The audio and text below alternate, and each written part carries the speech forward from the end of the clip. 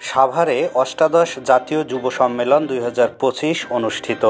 তথ্য ভিডিওচিত্রে chief reporter Sohel Rana Howlader. সাভারের আশুলিয়া ইউথ এন্ডিং হ্যাঙ্গার বাংলাদেশের উদ্যোগে গণস্বাস্থ্য কেন্দ্রে PHA ভবনে অনুষ্ঠিত হয়ে গেল অষ্টাদশ জাতীয় যুব সম্মেলন 2025।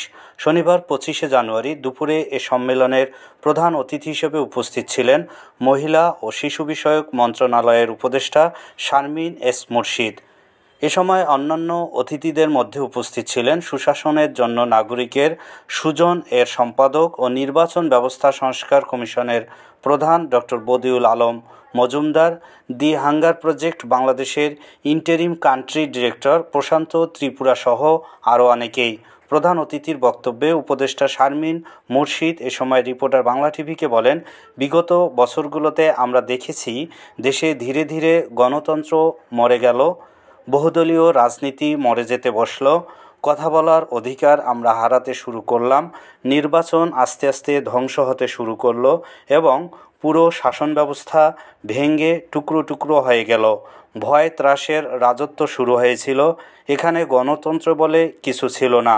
বিগত সরকারের আমলে কঠিনতম অবস্থায় ছিল বাংলাদেশ। দেশের বিভিন্ন অঞ্চল থেকে প্রায় 8 শতাধিক স্বেচ্ছাব্রতী তরুণ এ সম্মেলনে অংশগ্রহণ করেন।